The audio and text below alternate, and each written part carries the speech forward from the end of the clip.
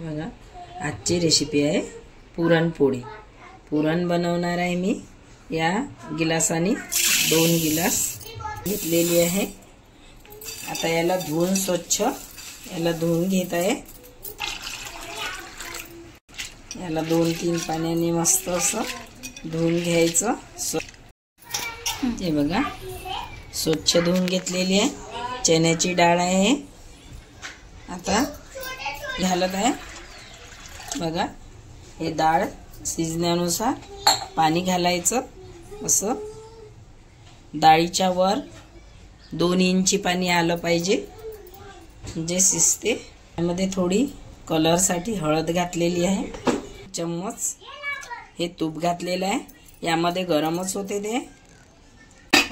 Cover करून आता गॅसवरती ठेवलेलं आहे।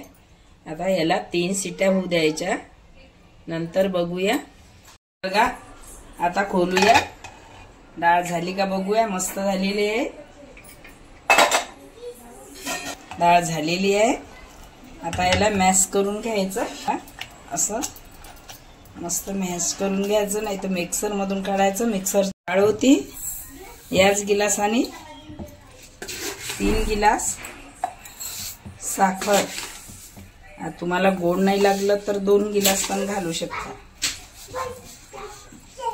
हे थोडी साखर घालायची, एवढी जास्त। डाळीपेक्षा अर्धा गिलास पाऊण गिलास जास्ती साखर घालायची। झालेला आहे मस्त झालेली आहे डाळ। यामध्ये हे साखर घालायची। हे बघा हे बघा झालेला आहे। साखर घातलेली आहे, पातळ आलेला आहे। आता आपण कमी गॅसवर याला हलवतच उभं राहायचं। असं हलवत राहायचं, मस्त होते। याचा साखरीचा पाक बनल्याच्या नंतर पुरण छान होते। साखरीचा पूर्णपणे पाक होईपर्यंत असं हलवत राहायचं। तर हे बुडी लागायची भीती असते आहे। हे पातळ आहे। हे पूर्णपणे घट्ट झालं पाहिजे। एकदम घट्ट झाल्याच्या नंतरच याला काढायचं। तोपर्यंत असं करत राहायचं। जायफळ आणि विलायची 1 चम्मच घालत आहे।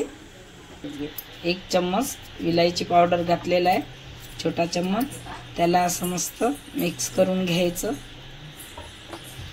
आणि याला आता मी पॉटमध्ये काढत आहे। पुरण काढलेलं आहे। आता याच्या चला पोळ्या बनवूया। पुरण मस्त झालेलं आहे। 1 कप गव्हाचं पीठ घेतलेलं होतं। हे मी आटा मळून घेतलेला आहे। बघा असा घ्यायचा। एवढा पातळ असला पाहिजे, जास्त पातळ नाही पण एवढा ढिला असला पाहिजे। ढिला आहे। हाताला तूप किंवा तेल लावून याचा डो बनवायचा। एवढा डो घेतलेला आहे। हे कणिक थोडी लूज केलेली आहे, ढिली पाहिजे। पीठ लावलेलं आहे। पिठामध्ये हाताने केलं चालेल किंवा असं प्लेन यासाठी बेलण्याने केले तरी चालेल। पुरण आहे हे यामध्ये असं ठेवून घेते।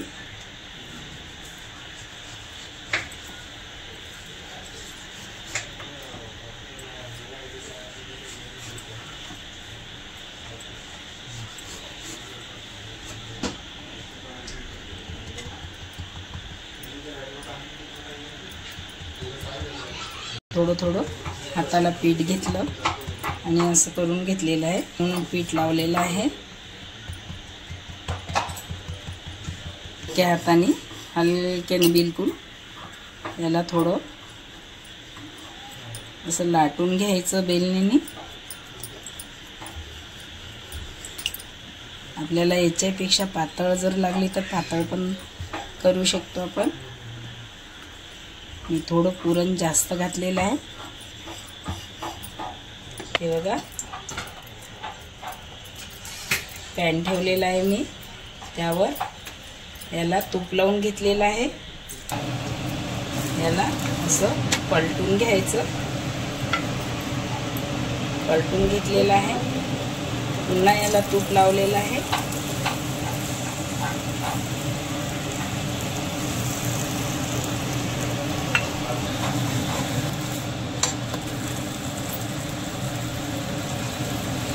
याला तूप लावत आहे. तूप लावून घ्यायचं. असं 1-2 वेळा पलटून घ्यायचं. हे बघा मस्त झालेलं आहे. हे काढून घेत आहे प्लेटमध्ये. याला पण असंच करायचं. याप्रमाणे सर्व पुरणपोळी आपण बनवून घ्यायची. बघा कुठेही लीक नाही आहे. पूर्णपणे आट्याने असं पूर्णपणे असं दोन्ही साईडला लावून घ्यायचं. हलक्या हाताने असं बेलनं फिरवून घ्यायचं. याच्यावरून पोळी झालेली आहे लाटून. परत पोळी पॅनवर टाकलेली आहे.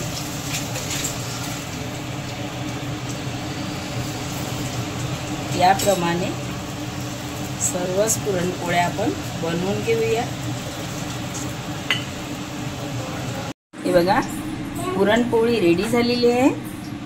रसासोबत खाय मस्त टेस्टी झालेली आहे. एक वेळा माझ्या पद्धतीने बनवून बघा.